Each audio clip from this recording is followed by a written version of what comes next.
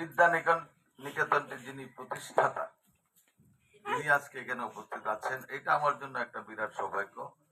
কারণ শিক্ষার প্রতি কতটুকু অনুরাগ এবং এলাকার এবং মানুষের প্রতি কতটুকু দরদ থাকলে পরে একজন ব্যক্তি তার নিজ উদ্যোগে একটা শিক্ষা প্রতিষ্ঠান তৈরি করেন, এটা বলাই বাহুল্য। তোমরা বুঝতেই পারো যে উনি কত বড় একজন শিক্ষানুরাগী ব্যক্তি এবং ওনার পূর্বপুরুষরা অত্যন্ত বনেদি পরিবার। ওনারা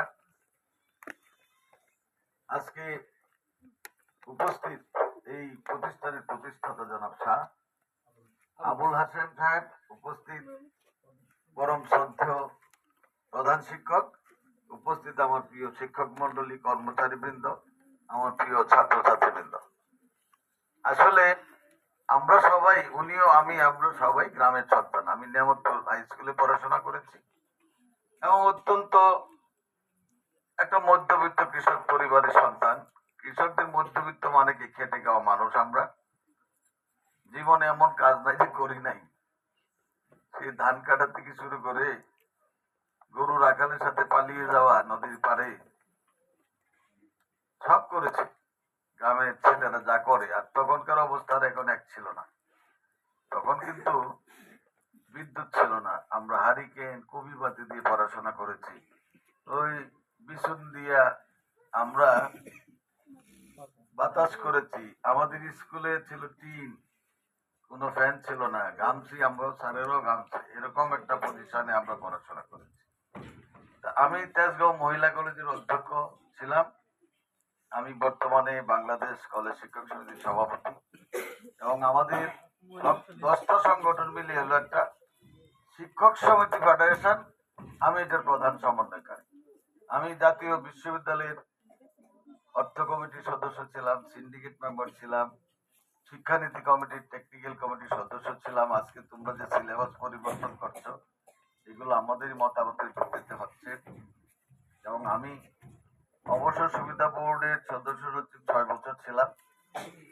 এইগুলা অনেক পরিশ্রম করে এইগুলা অর্জন করেছি। কারণ আমি গ্রামের ছেলে। আমি যখন দেখলাম, আমি যখন প্রথম বিএসসি শিক্ষক হিসেবে তেজগাঁও পলিটেকনিক হাই স্কুলের শিক্ষক হলাম, তখন বেতন হলো মাত্র 75 টাকা। যে বেতন দিয়ে 15 দিনে চলার কারো ক্ষমতা নেই। আরেকটা জিনিস আমাকে খুবই করেছিল, দাগ কেটেছিল, সেটা হলো আমার প্রধান শিক্ষক যিনি রিটায়ারমেন্টে গেলেন, সেই দিন তিনি একটি কাগজের ফুলের মালা, একটি ছাতি, জায়নামাজ এই নিয়ে তাকে বিদায় দেওয়া হয়েছিল। 10টি টাকাও দেওয়ার ক্ষমতা ছিল না প্রতিষ্ঠানে। পরের দিন স্যার কি খাবেন তা কেউ জানতো না। এমনই একটা শিক্ষা ব্যবস্থা ছিল।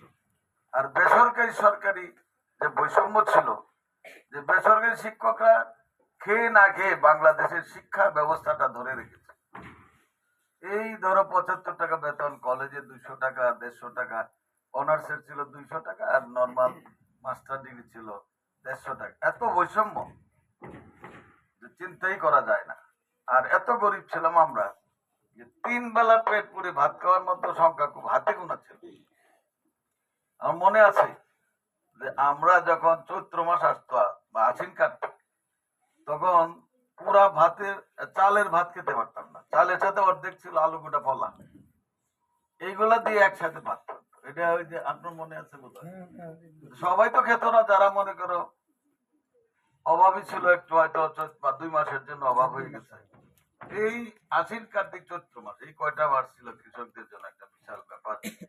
সেই পরিবেশ থেকে আমরা কিন্তু আজকের এই পর্যায়ে এসেছি।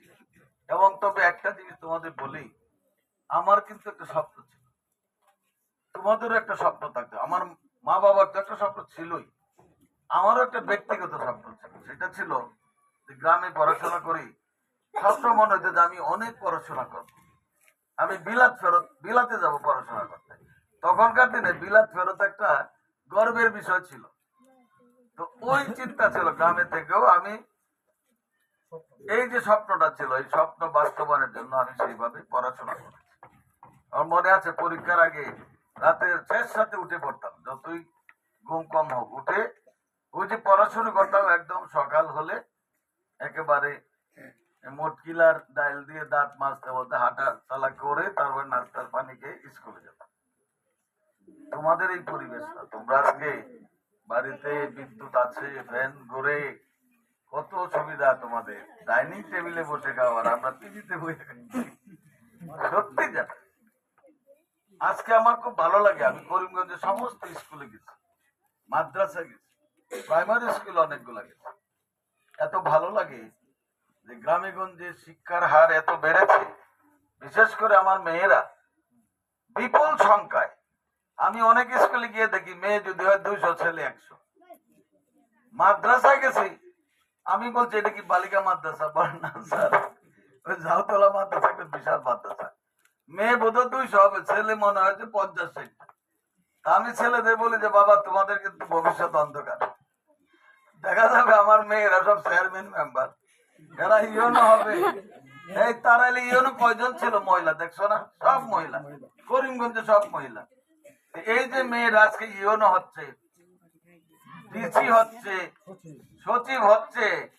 আজকে বাংলাদেশ যেমন প্রধানমন্ত্রী বলেছিল ডিজিটাল বাংলাদেশ, এটা হয়েছে ইনশাল্লাহ। 40 সালে প্রধানমন্ত্রী বলেছে বাংলাদেশ হবে বিশ্বের মধ্যে সবচেয়ে উন্নত রাষ্ট্র এবং স্মার্ট বাংলাদেশ, এবং আমরা তা দেখতে পাচ্ছি। কারণ গ্রাম হবে শহর, গ্রামে গঞ্জে বাইরেই দেখা যায় যে প্রতিটা রাস্তার আশেপাশে এখন শহরের মতো হয়ে যাচ্ছে। এই জন্য আমার অভিভাবক বৃন্দকে অনেক অনেক সালাম জানাই, ধন্যবাদ জানাই যে তারা তাদের সন্তানদেরকে স্কুলে পাঠিয়ে